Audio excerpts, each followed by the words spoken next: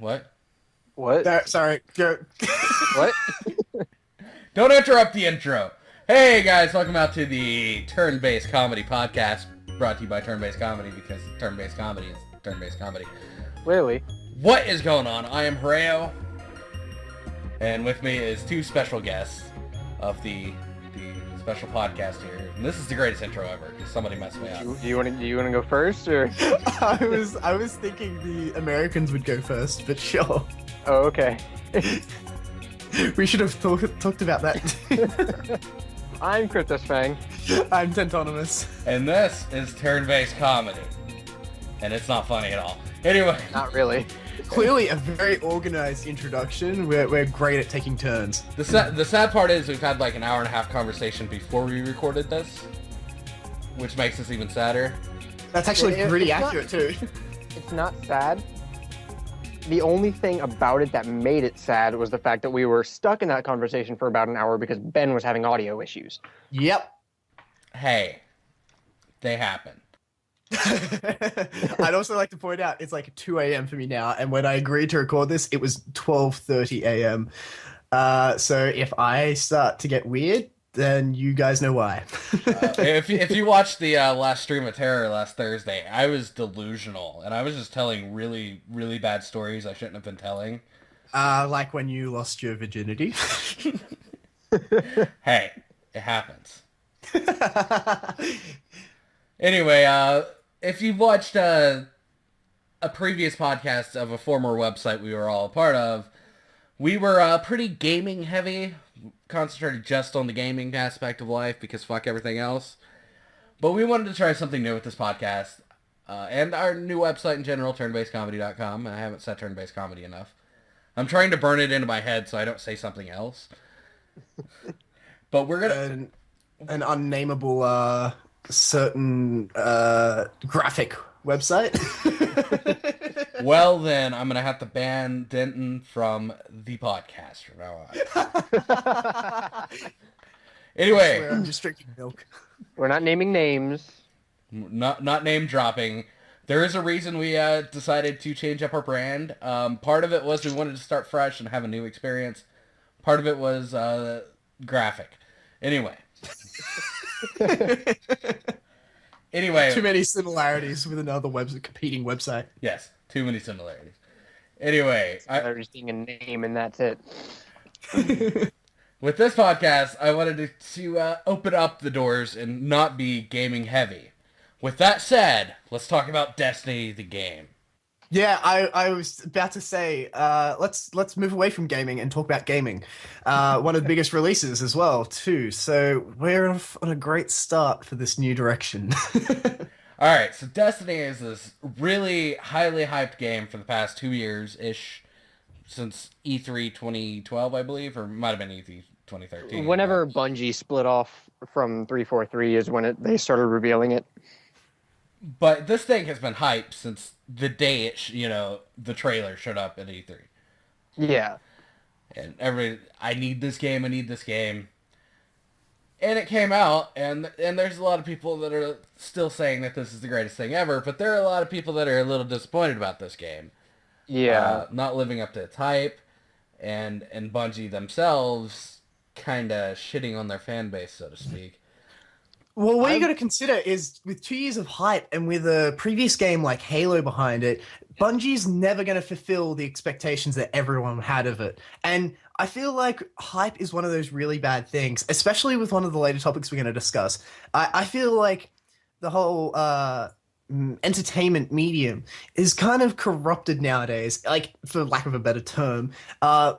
Purely because they will go, oh, we've got this coming up in this season and this coming up in, in the next game and the sequel. We're going to have 3 more sequels with the main character. And it's like, well, now I know the main character's not going to die. And I know that, this character's going to be involved. So I'm going to be looking out for all your hints for it. And I don't like that, especially with movies nowadays, because they're like, the Winter Soldier. It's kind of like, well, I guess, Bucky lived because everyone knows who the fucking Winter Soldier is. They can't really change the plot that much. And it's kind of just irritating in a sense where, like two years of hype, it's, they could say anything in that 2 years and they might say something at the beginning, and it be canned along the way of development. And it annoys me because people might still expect that. And after 2 years, you can't expect that. Yes, Yeah. a few thoughts on this, and I will say in movies this is really bad, where movies are literally, and this is Amazing Spider-Man 2 as a whole, literally they make movies to set up the next movie. It's all the movie is. Especially with the recent superhero movies, like for Avengers and stuff like that. I feel like a lot of the first movies, like Captain America and Thor, I feel like they weren't as great as they could have been because, well, more Captain America than Thor, because it felt more like they were setting up an environment for the Avengers to be, established in. And it annoys me because the movies have such great potentials with such great characters, and then They they kind really of do. just like, oh, Avengers. But I will say that Marvel does this better than some other studios. Definitely. Fox with X-Men, I think X-Men's being handled pretty well right now, actually. X-Men's probably in the best state it's been in ever. I actually haven't heard much about X-Men recently. Well, they just released Days of Future Past. They're working on Apocalypse. And they just announced, but we already knew, Deadpool was coming. Oh yeah, I did hear about Deadpool last night. With Ryan Reynolds. Michael Denton. I dead for Deadpool. If I played Deadpool, I would be freaking just I don't know. That's the thing, because there was that whole Mike Denton for Power Rangers thing recently. So I feel like I would pull off a Power Ranger much better than I could pull off Deadpool. But I think I could do a better job than the X-Men Origins Deadpool. So who knows? And on that topic of Mike Denton for Power Rangers, please email Lionsgate and tell them to be nicer to me next time they turn me down. 'Cause they're fucking assholes. Anyway, because I've completely gotten it back off the rails, back to Destiny. It's not lived up to the hype, and it's because of this 2-year hype of a great company that's got a previously established great franchise. Yeah. Halo Yeah, I feel Halo like- ruins everything for everybody. Let's just throw that out there. I feel like Pokemon really did that too, because Black and White 2, they were fine as themselves, a little bit too grind heavy, but it was passable. Whereas X and Y, as soon as the first screenshot was released, everybody was on the hype train for it. Yeah. And while all the Pokemon were certainly fine and good, I feel like the story and definitely the end game of X and Y was completely lacking. Yeah. I agree with the end game part. I feel like that's probably one of the better stories they've had for a long time, though. Yeah, it's definitely better than Black and White's story, in my opinion. I haven't really completely played Diamond and Pearl or Black 2 or White 2 because I just haven't had the time to sit down and play them. But it's better than Black and White, but it's still nowhere near like Gen 2 or Gen 3 story. Definitely not. I will say, though, that Black and White got me back into Pokemon whenever I was starting to get a little burned out. Because it had that reboot feel, and it got me, I'm excited about Pokemon again. It was For me, that great. was Soul Silver. Oh yeah, I agree. I get where Herau's coming from with Black and White, because I recently played Black, like finally. But Yeah. it was great because it kind of took a new direction in the approach to the storyline. Like they tried to change the age, range of the main characters. They tried to be more like, and everyone kind of gives them crap for it, but the Pokemon designs for that generation, I feel like that was kind of them trying something new and it not working as well. Because there's some that are kind of great, but then there's also some that are kind of just like, well, no, like, did you really have to? The story, it wasn't I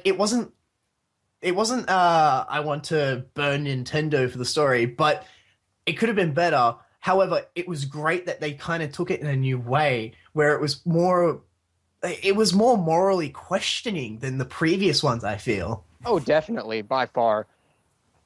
It was kind of like, well, was N really the bad guy, Or was or he the good guy and just trying to save the world? exactly. And I Or feel like, did he start PETA? oh god. And But like yeah, like, go on.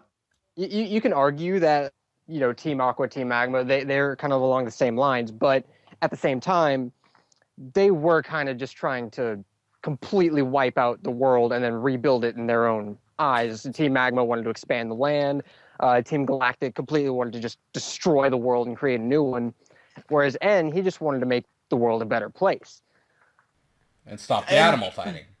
yeah, exactly. Like, Yeah. it was a great story because it took the typical Pokemon cliche and kind of gave it more of a meaning. But I Yeah. feel like it's a kid's game. They kind of made it too dark and too brooding. I mean, I'm all for R-rated versions of stuff like that. Like, I would kill for for a darker and more mature version of Power Rangers. And if I ever got the chance to make it, I would make that kind of thing. Like, I would write, direct, whatever for it.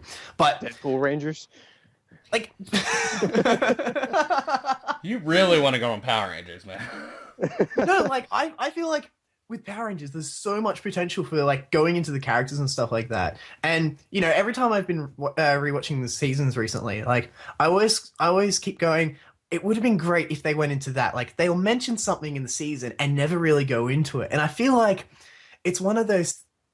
Okay. Like I feel like a much more mature, darker, like like a version aimed for older teens, young adults kind of thing. One of those versions could be a much more darker and have, like have the seasons that are like this the typical ones that they've got now, like Samurai and Megaforce and stuff that is like really cheesy and cliche. Yeah.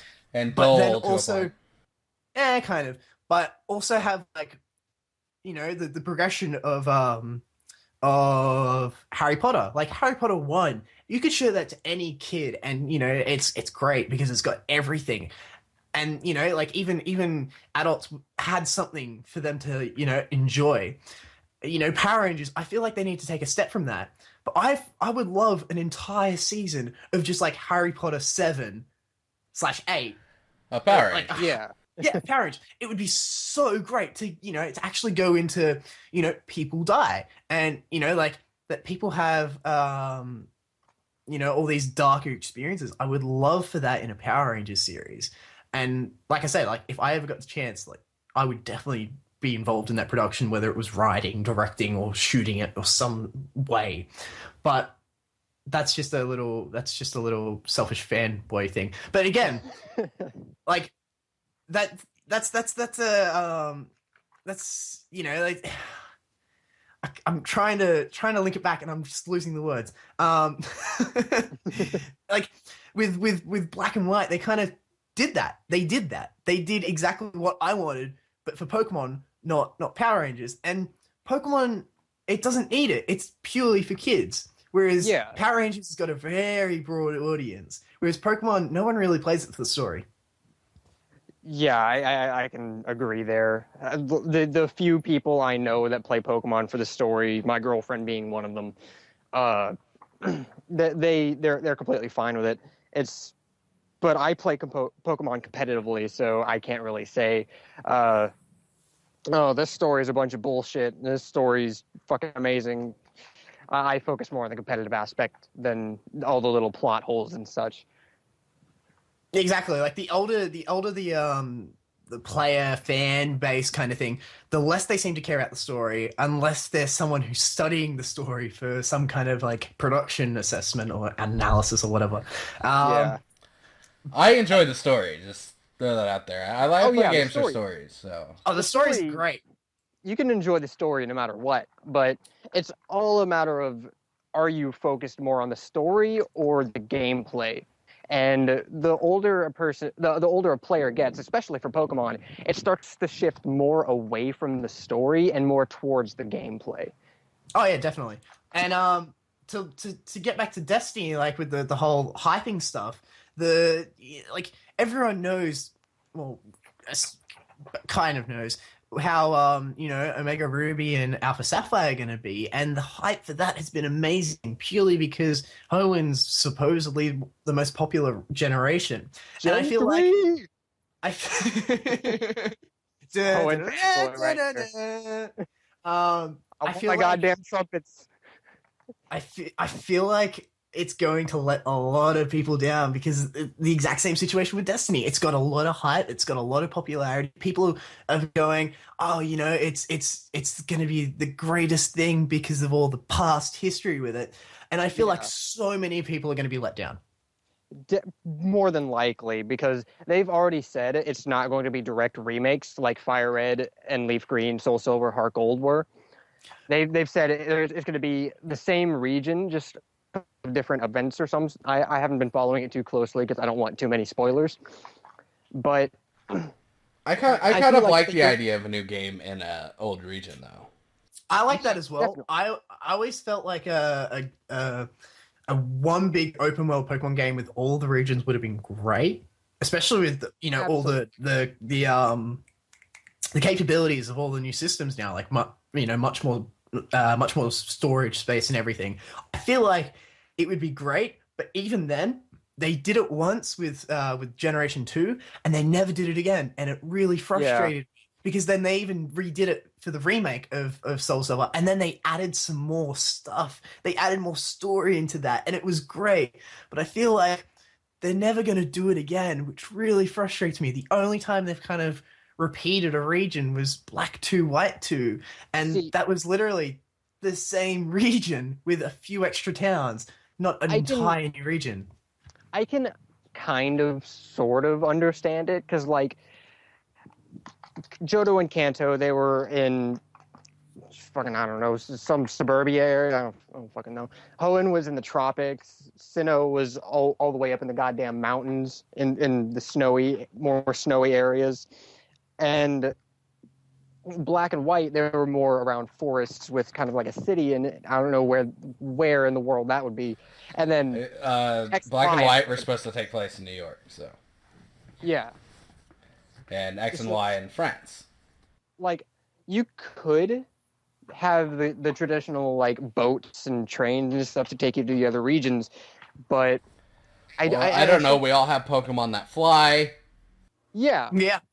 Or even then, in I can't think of the town's name. I think it's Mistralton in Unova. They have an actual airport with planes that do cargo drops and stuff. So it's like they have all this very easy transportation between the regions, Yeah. and they never do it except for one generation, and it really gets to me. It gets to me that there's not even a chance, like a little Easter egg kind of thing where it's like, oh yeah, you can go here. There's nothing to do with the story whatsoever. It's just more place to explore, even, like just literally porting, that region into the new system. They don't even do something like that, and it kind of annoys me because they've done it before. I've said this several times and I'll never stop saying it. I honestly believe that if Nintendo would just sit down, be like, "Hey, here's a couple $1 billion, go make some shit," that they really could make a game for the Wii U. Probably not even the Wii U, maybe even the next system. I don't give a shit. I just want to see it. They could make a game for like the Wii U where you start off in Kanto or something, and or even Johto, because in Johto you have to travel back to Kanto, and you go through that region and whatnot, and then at the end of that region, you get a call from Professor Oak or whatever your professor is in that region, and he's like, "Hey, this whole new region for you to explore is here." And I don't care how they do it. DLC, give all the current regions on the disc, and then release the new regions via DLC. I don't know, but just be like, hey, this whole new region is out here. Do you want to go explore it? And then So basically, you want a game based off the TV show, which the funniest part about all of that is that's what Pokemon Yellow. a lot of smaller kids originally thought, Pokemon was would be the like, deal. yeah. Yeah. And that I completely agree. It frustrates me that they've got it based off the manga, not the TV series. And it frustrates me because they've got this long running TV series with the popular character of Ash Ketchum lasting how many friggin' years now? And they're not going to capitalize on that because they'd rather capitalize on the manga, which frustrates me. On top of that, Pokemon Yellow was actually, like, if I remember right, completely based off the TV show. Yep. And they could bring in all sorts of these TV show elements into a game like the Orange Islands that we never saw an official game for. I would love to see stuff like that. Yeah. I would love a game on the 3DS which was a complete. And I know we're already we're only up to Gen 3 with remakes, but I would love for a Gen 1 remake, but of Yellow, and that explores the Orange Islands and eventually Johto, even if, like you said, it was DLC or something. I think that would win Nintendo a lot of its fans back and would get them out of the shit mess that they're in at the moment. Yeah, I've been saying for a while, like since the Gen 3 remakes were legitimately confirmed, I've been saying for a while, I don't want to see a Sinnoh remake. I want to see another Gen 1 remake, and that would make it even better. So instead of be another Fire Red Leaf Green, to make it a Yellow remake. Yep. I think they should start doing the third game remakes. Definitely. Yeah. But it leads back to like this thing with Japanese developers. I don't know what to call it, but it's like the same thing with Square. Like, if they release Final Fantasy VII HD, they remake the entire game, that shit's gonna make billions of fucking dollars. Yeah. I don't get what's up with Japanese developers who are just like, fuck it, we're not gonna give the fans what they want, we're gonna just do what we want. Yeah. But I guess I can see the point, you know, we're not tailoring our shit for you, we're making it because we want to make it, but... Yeah, we're making it in our vision, not what you guys want to see. If you guys like it, good. If not, oh well. I feel like that's what Nintendo's kind of doing with Pokken at the moment. But even then, that's only in Japan for the foreseeable future currently. So it's kind of, I feel like that's going to backfire because that would probably, and I say probably because it's kind of like Smash Brothers, but that would probably have this, a great amount of popularity in, the Western countries. But, they're not initially supporting that. And it's one of those things where it makes you question why. Yeah. Yeah, exactly. And even if we don't get like a full release here in America, even if we get something just like for conventions and stuff to play Pokken Fighters, I'd be completely fine with that because at least we get to play it instead of just being completely shut out. And yeah, especially because it's not like a console game or a game where you could probably capture the footage rather easily. Like they could have tournaments and stuff, yeah, but we're not even going to get like Let's Plays or anything like that of the game because it's going to be an arcade only game. Like they can't record that. Well, they could. It would just require a little extra hardware. But I do like KFang's idea of like maybe them bringing over some of the Japanese cabinets because you probably don't need to know Japanese to play the damn game. Yeah, exactly. Yeah, it's a fighting game. What more is there to know? You punch and kick. Yeah. Dive kick. Like there's some major gaming conventions and even anime conventions that have arcades. Just go and bring a cab out there. Let people experience it. And especially because you've got PAX and stuff like that. I think they could do it for the next PAX, seeing as it's not out yet. So the next they could do it at E3 too. Yeah, they could. That's like the biggest gaming convention ever, and that's where most of the developers show off all their shit. Nintendo could just be like, "Hey, here's Pokken Fighters. Have fun." I'm kind of surprised, to be honest, that they haven't ever included like popular franchises like Zelda and Pokemon and etc. Into like the Wii Sports kind of stuff. Like imagine having a boxing match against freaking Hitmonchan or something. Like yeah, for real. As if they wouldn't have done that. That's like a great idea. You would have made so many more sales. Even if it was just for the little kids going, I want to play that because I want to box a Pokemon. Like, imagine the potential loss. Anyway, I feel like we're getting a lot off topic since the topic was meant to be Destiny. And as usual, we've ended up on Nintendo. We are 20 minutes off topic. Yeah, I I've been checking. Back to Destiny. I haven't really heard much about Destiny. Played it myself. I don't own an Xbone or a PS4, but the only things I have heard is that the loot system is like stupidly hard to find shit. When if you compare it to Borderlands 2, Fallout, and stuff like that, the loot really isn't that hard. Yeah, it takes some grind work, especially for Borderlands 2. I haven't played much Fallout, but god damn, fuck those pearlescent weapons.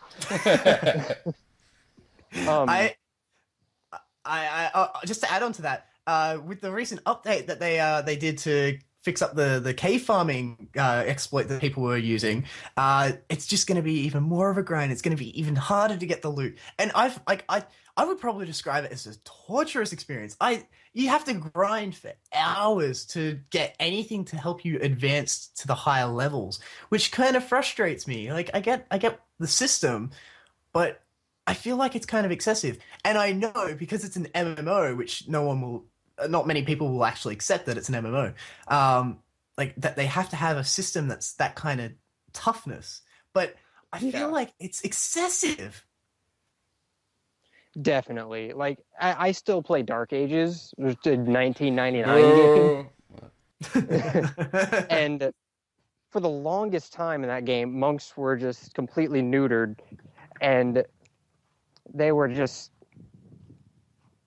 give me a second. You guys keep talking. I've got to deal with something. Okay.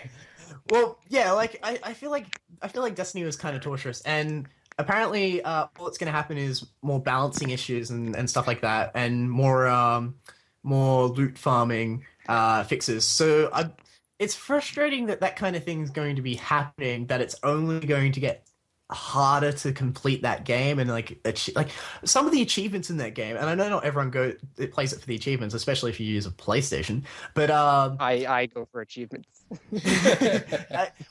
Some of them are like complete a raid and complete a raid without dying and stuff, and from what I've heard, even at like max level, those raids are pretty fucking hard to do. Like apparently they're some of the hardest raids you could ever do, and I feel like a 3-person team's pretty small.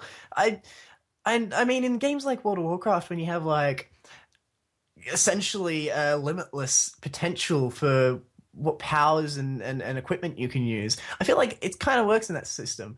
But for a game like for Destiny, where you're very limited because of the torturous loot system, I feel like it's just one of those systems I don't know. I feel like Destiny is one of those games that on paper and from all the hype is great, and it's a game that I would absolutely adore.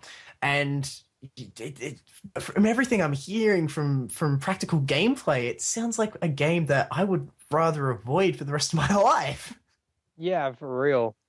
But on my thing about Dark Ages, though, like for the longest time, monks were just completely left out of the water because their only really good weapon, you had to spend years looking for a godforsaken pop-up while after getting a note that takes days, weeks even to fucking create. And then just for one weapon, that's way too much.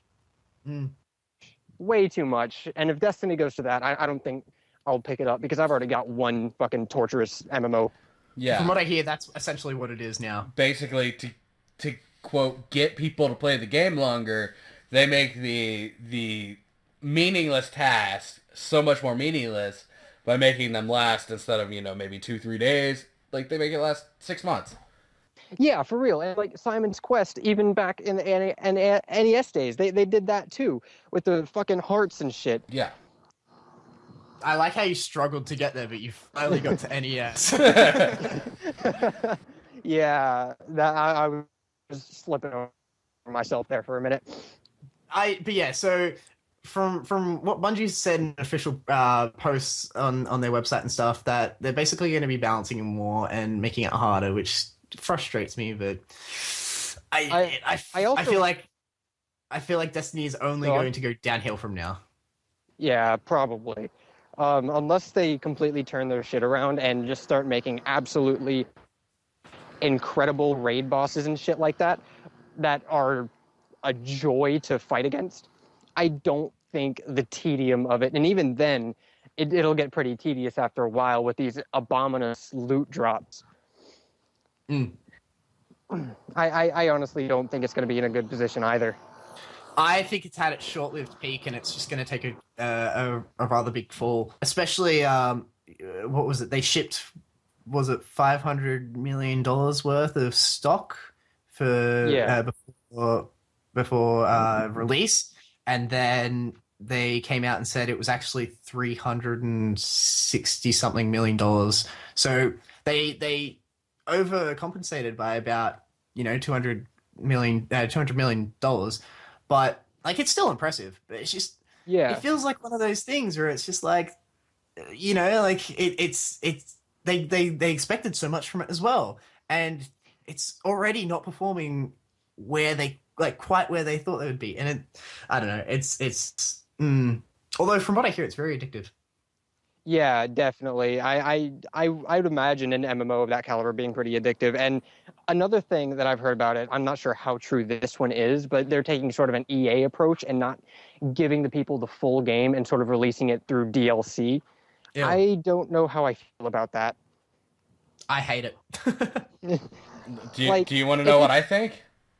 Go for it. The iPhone 6 came out this past week. I was going to say, we've been on Destiny for a while. We should probably move on. Yeah, but before we get to that, though, I do want to mention, like, if they do it sort of how, like, World of Warcraft did it with the expansions, then I guess I'd be okay with it.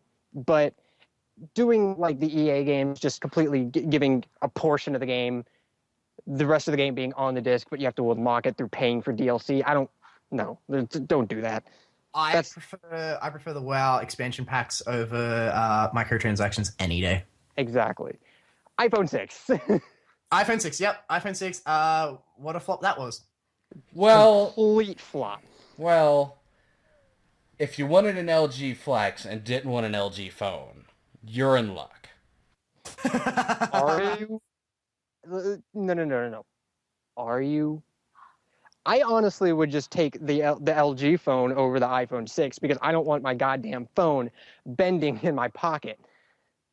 Well, it's not only the iPhone 6 that's had the issue. They've had the bending issues with the iPhone 6, and then they recently released their first patch to their iOS 8, and iOS 8.0.1 has been, they pulled it very shortly after releasing it because it was disabling the cell reception in a lot of phones. And I'm sorry, I'm laughing. I shouldn't be laughing.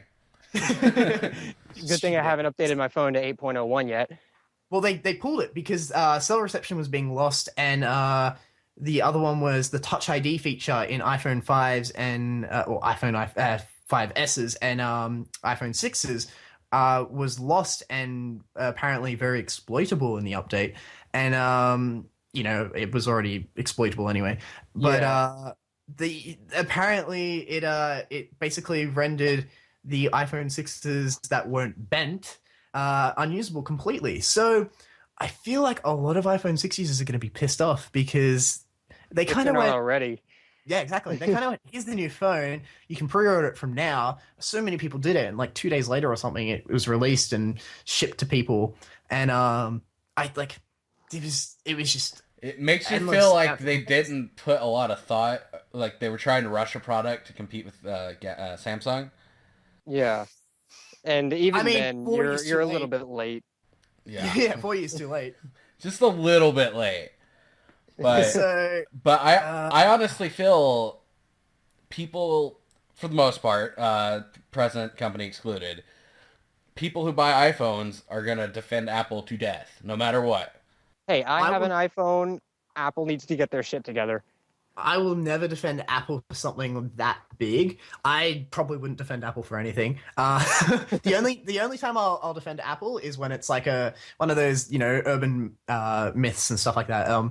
Recently, I had someone talk to me. They were asking me about, or more telling me, they were looking at new smartphone for their parent, and. They was like, they won't get much life out of that phone because, they have a kill switch in them. I went, what? They went, yeah, like they're built in with a kill switch, so after 2 years they can, just kill it. So you have to upgrade. No, that's not how it works. And they're like, No. no. Like they do. I'm like, no. That's not what they do. If anything, if anyone said that to you, they'd be referencing that the components inside are actually, only designed to last like 2 or 3 years max.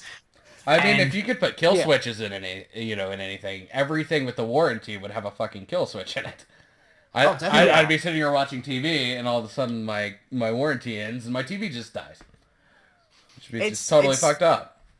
It's just the longevity of the components that they build the smartphones and electronics these days. They're not designed to last. At least they're not the ones that are designed to last. They're not commonly used because they're more expensive. Yeah, and we keep shit as cheap as we can.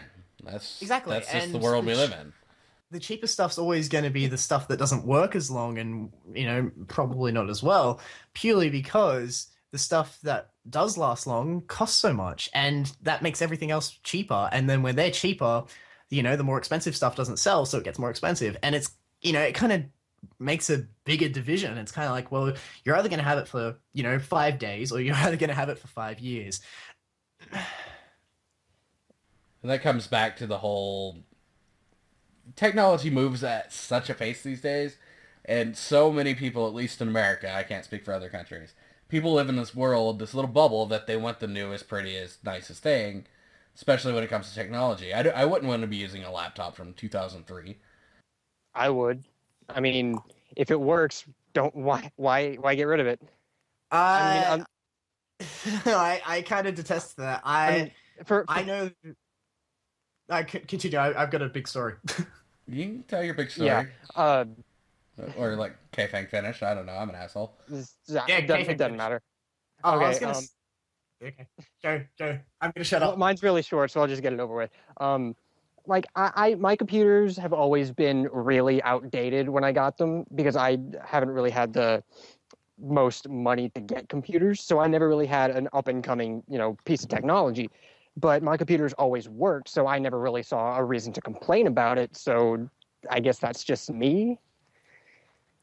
I've always been in very similar situations, but it's more I like usually what happens would be we'd get something and we'd get it like every like 7 years or so. Like that's a bit of an exaggeration, but like if we ever upgraded, it'd be nearly a decade sometimes between electronics. Like we had a laptop from 2004, and we finally bought a new laptop, like as the family computer as well, that was being used by everyone. And we got the next one. It was 2009 or 10. So, like, that's obviously not as much, but, like, it's a big leap when you go from 512 megabytes of RAM to 4 gigs of RAM. Yeah. Yeah, definitely.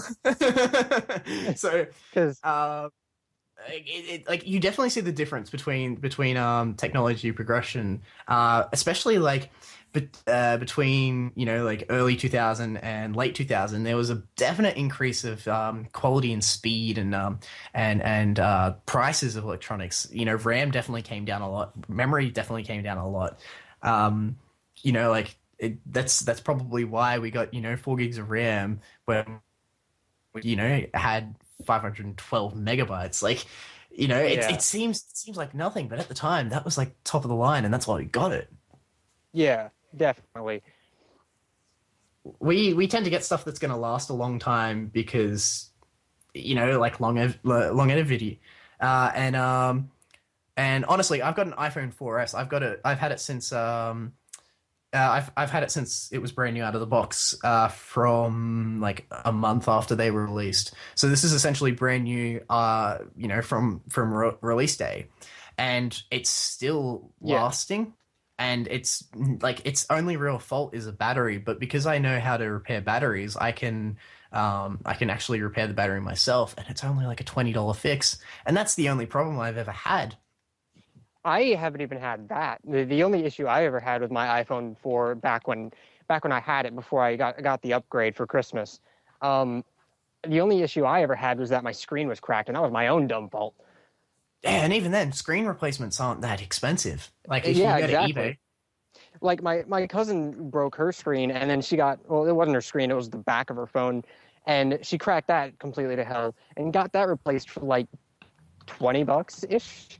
yeah, it's not expensive at all, and it just increases the longevity of the phone. Like it might be less compatible software wise, but it's still going to perform rather well. I mean, you obviously can't Yeah. upgrade the processor like you could with a standard Tower PC in a household, but it's still, like Apple will build these processors to actually last a long while, and I think it's because if you try and get it refurbished or, like try and do a trade-in service or something, I think they're going to repurpose the processors. And I wouldn't be surprised because that saves them a lot of money.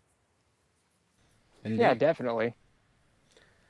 Anyway, how do you guys like the TV shows on the fall TV schedule? Wow, what a segue. I know, right? I'm just sitting here listening to y'all watching at the time. Like, Yeah, I mean, if you want to pitch in, feel more than free to. I don't have an waste of iPhone. time. I don't have an iPhone. Well, I have an iPhone 3GS, but I only use it as an iPod, and it works fine. I mean, I have nothing against Apple products. I have an iPad, but I have nothing to say. My primary phone is a Galaxy Note 2, and I'm gonna get a Galaxy Note 3. What the hell am I saying? I'm gonna get a Galaxy Note 4 in April, and I have no desire to get an Apple phone, and it does make me giggle whenever All right, I was raised in a different time. I was raised in the 90s, and the 90s were really big for Windows versus Mac. Yeah, definitely. And back in the 90s, Mac was how do you say this? Shit. Yeah. Complete shit. So Apple's definitely cultivated themselves like a bacteria, I suppose, and then it's kind of just exploded in the past few years. But my point is, I was raised in a time where you chose Windows because stay the fuck away from that, and it's kind of stuck with me. I don't know if it's you can't teach old dogs new tricks or something, but it's like I think I'm gonna stick with my Windows computer and my Galaxy phone. See, I grew up with Windows and everything like that too. I was taught the same thing. Stay away from that because it's fucking bad. But I had a Windows phone before I had an Apple phone. Same. And I don't know if it was just the type of phone I had, the blackjack being complete ass. I will say Windows phones were really bad in the late 2000s, I guess I should say. Around 2009 when the iPhone was getting big, I had a Windows phone. I don't even remember what it was, but it was awful. Yeah, I had the blackjack, and then I had the Palm Pixie after that, and both of them were just complete. I hated them. I remember for nothing, but I remember for a while there was a glitch / bug with Windows phones where you could text them a string of text and it would shut down the phone and not allow them to turn it back on. I remember reading it somewhere and it was the funniest thing, and I knew people who had it, and I was very tempted, but at the same time I didn't want to be responsible. Like apparently they didn't even have to open the text for it to work. It was anyway. I also want to point out, obviously Herao's admitted to being an Android user with only really having his iPad and iPod 3GS. And yeah, I know he said iPhone 3GS, but he only uses an iPod. But basically, when I brought up that we should talk about the iOS 8.0.1 and iPhone 6 debacle, I was pitching it to him on Facebook, and I went, "How did Apple miss the mark even worse when they did Apple Maps?" And then his reply was, "As a professional, shit happens. They'll fix it, and everyone will get a functional OS soon enough." As an Android fanboy, I think that was the perfect response. Just like as a professional, like honestly, yeah, Apple will get their heads around it, and they'll get on top of it very soon enough, and it'll be sorted, hopefully very soon. But I could like all the Android fanboys are just laughing at all the Apple users currently because they're like, oh, that technology's so 4 years ago, and Yep. oh, your OS doesn't even work. Yeah, Doesn't that's even work been as a just phone. fucking. It's been bombarding my Facebook news feed. I've gotten so sick of it that I've completely unfriended some people just because they've done nothing but bash Apple products. And like, okay, yeah, I'm not the biggest Apple fan in the world. Yes, I have an iPhone, and I've had 3 different types of iPhones throughout the past couple of years. But I mean, they're not the worst company in the world. They're Yeah, really not. they're kind of dicks sometimes, and they can't really get the shit right the first time, but they will get it right eventually. And when they get it right, they really get it right. They definitely have what am I trying to think? They've definitely taken a dip in reliability since Steve Jobs' passing. Oh, As, definitely. with Tim Cook as CEO, I've definitely seen more flops than success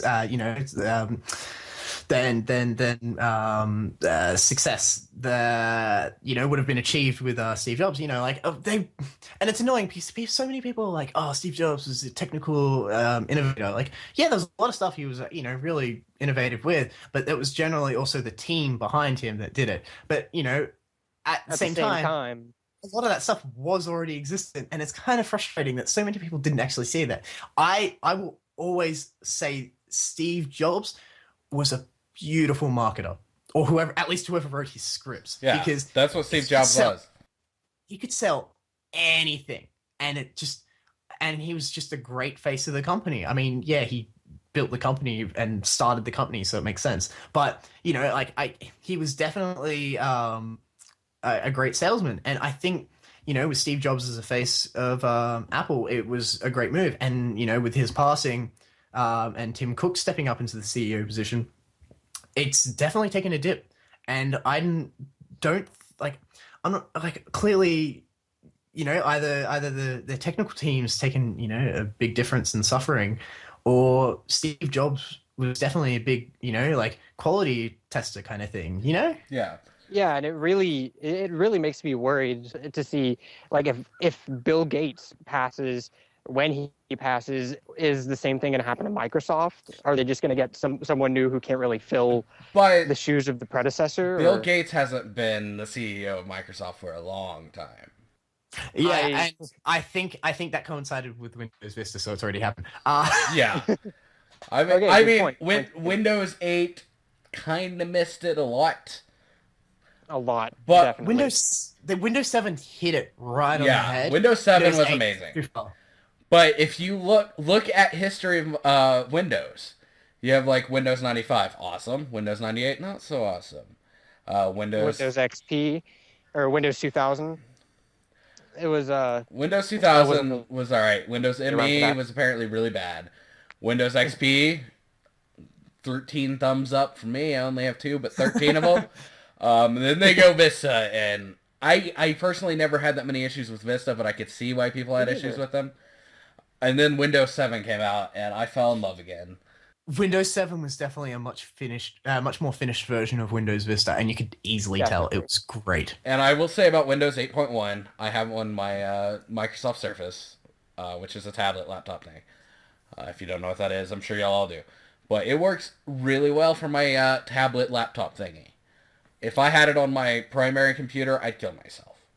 Yeah, I Yeah. I have a very strong opinion about Windows 8.1 and like tablet books as I now call them, which Hero's heard in the past recently. But I'm not going to go into it. I'm going to leave it there.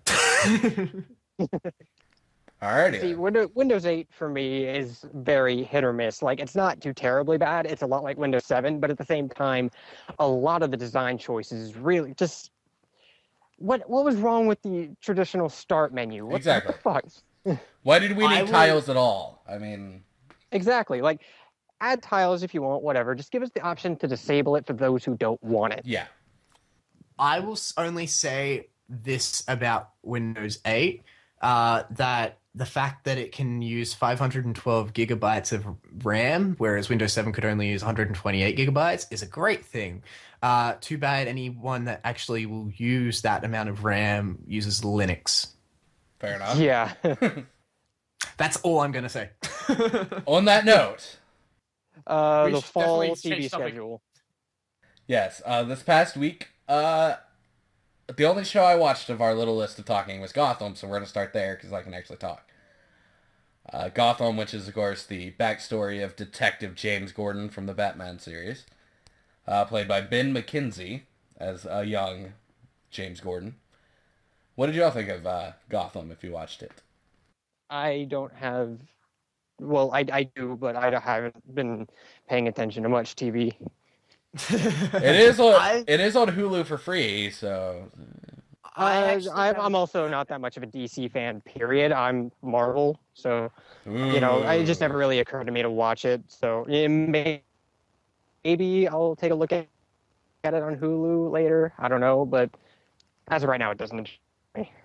As of right now, the only ways for me to view it is illegal, so I haven't yet.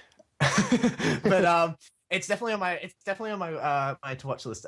From what I've been seeing of it definitely looks really good, and it's definitely taken a unique twist on DC. I saw something about it online. They referred to it as a Batman TV show, and you can't really call it Batman TV show. I mean, it's got the Batman characters, but that's more a DC show, not a Batman show. Like, it really frustrated me. However, what I will say is it's obviously in the past, and it's got the younger psycho batshit crazy villains of the Batman universe, DC universe, and it annoys me because they're already all, like adults or, something, and Batman's still a kid.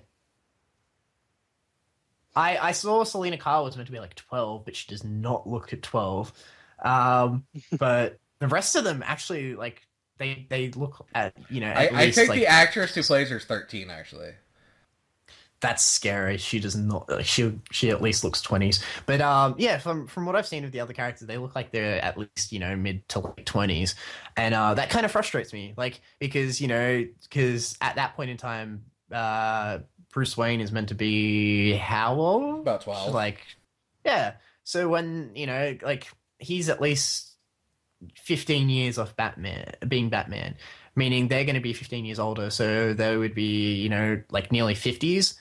Like, late 40s, early 50s. And that frustrates me because I don't think anyone, except for like the mob-based villains, would be still in that kind of crime life. Yeah. It frustrates me. That's the only real thing I have with the show on paper, and what I've seen so far. But besides that, I've heard really good things about the actress who played Selena Kyle. Apparently, from what I've heard, she's been stealing the show. Yeah.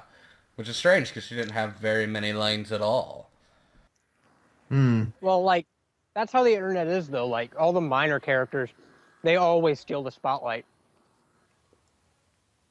But Yeah. I actually watched the episode, so I can actually talk about this a little bit. But before I watched the episode, I watched it on Hulu the day after it aired. But a lot of can just quickly before you go ahead, I'm going to label a spoiler warning because I'm sure Herao is about to say something that a lot of people probably don't want to hear. And yes, I am okay with any spoilers, so go. Okay, so my first reaction, I saw people talking about it on Facebook, and I'm like, oh shit, that debuted. It was kind of hit or miss for the people in my Facebook feed. Some people liked it, some people didn't. Of course, somebody who hated it liked Destiny really well, so I don't know if I can trust his judgment. But I've been a big fan of Ben McKenzie for a long time. I'm not proud to admit this, but I did enjoy the OC. And he was on the OC, of course. He's the star of the OC. Way back in the 2000s, which makes me sound young. Yay. But I think they did a good job. It was very much an introductory episode. They might have tried to push a little too much on. And we're having weird sound effects in the background. I'm sorry about that. But That was a fan, my bad. But they introduced, of course, James Gordon, played by Ben McKenzie. They showed off a young Bruce Wayne, who and they showed off his parents getting shot and everything. Of course, future Catwoman, Penguin, Riddler, and Poison Ivy. I believe those were the only supervillains that were shown off. Penguin was pretty much the big one in terms of this episode. I'm not sure how well they'll do that in the future because the episode kind of ends with him needing to get the fuck out. The Riddler was kind of just his name was dropped. I mean, the actor was there, but the name was just kind of dropped. Catwoman, she's there, and but she stole the show. And Poison Ivy, you had to pay really fucking attention to notice Poison Ivy. It was a name drop. There was a little girl. She was a little girl, not an adult. Same with Catwoman. Penguin's kind of young, but he's maybe early 20s, which makes sense because Penguin's always been, a little older. And I think the Riddler was also in his early 20s, but it depends. I mean, is this going to be connected to the new movie series at all? Batman versus Superman? Apparently not. All right, then. Then it doesn't matter how they do this. Yeah. Okay. So the only other thing, sorry, that I've heard that that irritates me is apparently they've made her Ivy Pepper, not I can't think of her actual name. Pamela Ivy, I think that's her name. Like apparently they've changed the name of Poison Ivy, and that kind of actually irritates me. Dr. Pamela Lillian Isley. There you go. And yeah, like that's really the only other thing that irritates me. However, they did that so they could put in somewhat of a small-time villain in the episode, her being his daughter, which I guess makes sense. I mean, anytime you have a TV show or a movie based off a comic book, there's going to be obvious changes that people are going to be really upset about. I mean, look at an anime adaptation of Full Metal Alchemist, the original series. People were pissed, but oh yeah. But then they did Brotherhood, and people are okay about it. But, I mean, there's going to be differences because obviously you're trying to make a drama out of... It wasn't that bad to me. Yeah. Okay. I enjoyed Full Metal Alchemist too, but obviously they're trying to make a drama out of maybe a comic book character that his backstory is probably, 20 pages of comic? Yeah. And working in these other characters, they're going to have to give them this big backstory of, trying to tie it all together. Which, let's be honest, it may or may not work well. It tends to not. However, I will also point out, and I suppose this kind of works as a nice segue. What in response to the Batman Superman movie and this being tied together, what they're doing is they're keeping the cinematic universe and the TV universe. So currently, apparently, it's speculated that the Gotham series will possibly tie into the Arrow and Flash series that they've got currently. Now, that would be interesting, but they air on different channels, so that might cause some issues. Ah, okay. I thought they were all tying in. I've heard there's at the end of the Flash pilot, which I saw because it got leaked. They have a hint. Spoiler warning. They have a hint, and they have a newspaper from the future. And it reads stuff about Bruce Wayne. So it kind of name drops that they're going to be hinting towards that Batman / Bruce Wayne is going to be in the series / universe. Especially because in Arrow, they've also got Harley Quinn referenced a few times.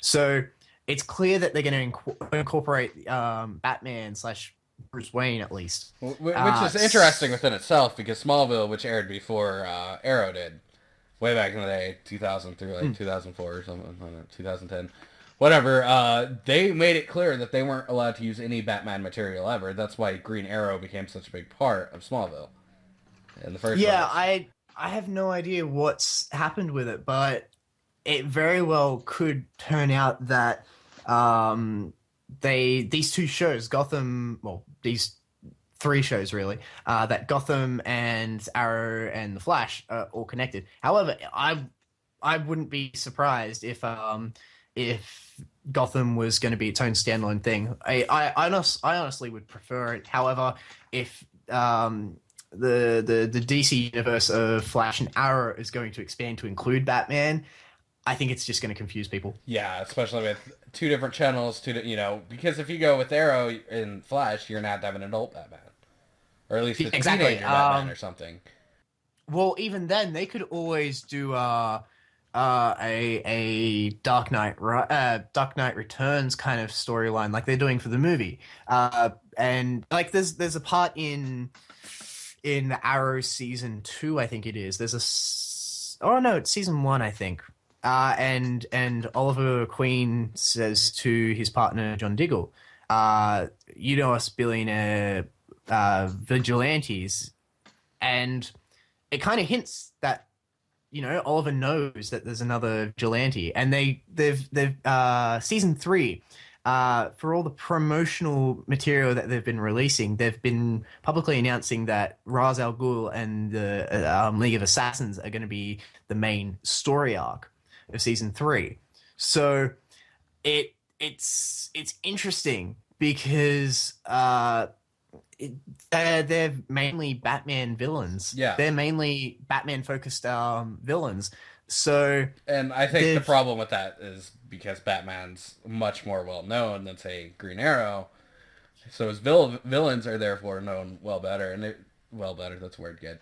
But if you need to put those name drops, have like a Superman villain and a Batman villain, just so people know what the hell's going on, because Green Arrow's not, Batman or Superman in DC comic world. I mean... Well, at the same time, you'd think the exact same would be happening for the Flash series, but from what I hear and from all the promotional material again and all the casting leaks for the Flash, they're sticking to the Flash-based villains. They've even got a teaser in the pilot for Gorilla Grodd. So they seem to be very they're doing two totally different things. They seem to have the Flash sticking to his own villains, and they seem to be having Green Arrow with all the Batman-ish villains. So it's kind of like... Which is funny because, like, in Smallville, they basically replaced Batman with Green Arrow, so it's funny to me. They could be doing the same thing. Like, they honestly might, and honestly, it would work just as well because they really don't need two billionaires with a lot of money and detective skills. They really don't need it. However, but since they've name dropped Bruce Wayne in the Flash pilot, it kind of gets a bit sus about what's happening there. Because they're acknowledging that Batman's existent, but they're not going to make Batman existent in the show, which confuses a lot of people. Yeah. I'll agree with that. But yeah, on the topic of the Flash and Arrow, because Arrow season 3 is premiering the day after the Flash, if I'm not wrong. I couldn't be able to tell you.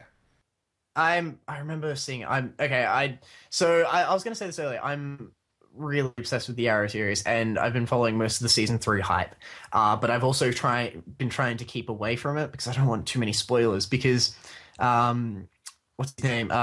Stephen Amell, who plays Oliver Queen / Arrow, he releases a lot of videos of him recording and filming.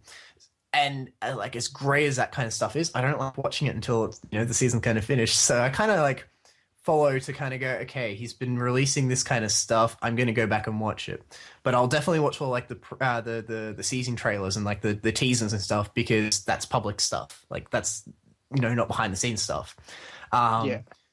So I've definitely been following that for season 3 hype, and I'm so excited. I can't wait for the for season 3 to start, because it looks massive, and I'm just obsessed with the characters. And I think, probably one of my most favorite characters of everything I've watched would have to be Speedy, Thea Queen, his sister. And for the people who know me in real life, they will know I've got a very large obsession with her. And like, it's just, it's not like, oh, she's attractive kind of thing. She's like, God, she's attractive, but she's also like one of I feel like she's one of probably the best written characters I've seen in a very long time, coupled with such a great performance by Willa Holland. Uh, I don't know. I might be one of those, over the top fanboys about Arrow, but they do so many good things right in that show, and it makes me so happy just following it. And it's definitely made me obsessed with the Green Arrow character. Which is the point of any good TV show. Oh yeah. But yeah, back quickly to the Flash, since that's more of its first season, the pilot sets it up really well. I mean, I hope they and from what I've been hearing, they've been filming crossover episodes for both seasons and series, and I hope they don't keep doing it because, like as great as it is, and as much of a nerdgasm as it is to have both the Flash and Green Arrow working together so well and so easily, and it's just it can happen anytime now. As much as it seems like a great thing, I just hope they don't overdo it. Yeah.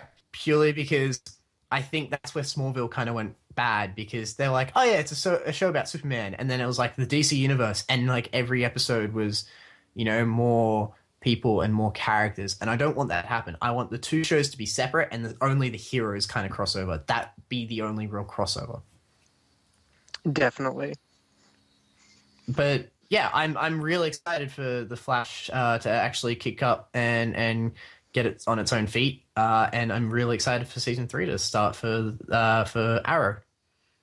It's October hang on, I've got the date here somewhere. October the 7th and October the 8th.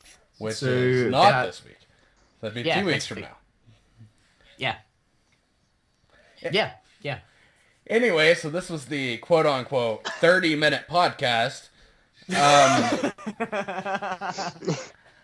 Yeah. I was making complaints to Herao that we should have shorter podcasts. That's why that joke's funny. We honestly, like the past 2 weeks, have been discussing podcasts like non-stop, like what we're going to do. Oh, yeah. And then we actually do a podcast, and we're at 107 minutes now. Yeah. Not 107, 67 minutes, but math. Yeah, it says we're about, I don't know, 35 minutes over what we said we were going to record, so... Yeah. I guess we should wrap it up then. Yeah, so this was the Turn-Based Comedy podcast, and we're hopefully going to come up with a better name than that at some point in the futures. It was going to be Herao and Friends, but everybody was like, you can't name the show after yourself. Too much of an ego thing for him. So we're if you want to suggest a name, put it in the comments. If you're excited about Flash, put it in the comments. If you're pissed off at Destiny, put it in the comments. If you have an iPhone, like this video. And I will see you next time. I'm Herao. Those are people that will say their names. KFang. Denton. Also, shoot us over at Twitter as well if you want to get in contact and have a chat with us, because we will definitely take any forms of communication and opinions. Yeah, that's at Turn-Based Comedy, and you can find us find us on Facebook any as fan well. opinions, more than welcome. Yeah, definitely give us opinions for how you think we should be not appropriating, bettering the show, essentially. Probably about 35 minutes faster in our talking. I just Don't go back to Nintendo every time you want to start talking about games. Anyway, the idea of this podcast is nerd culture. We'll hit it. We'll see you next week on the Turn-Based Comedy podcast.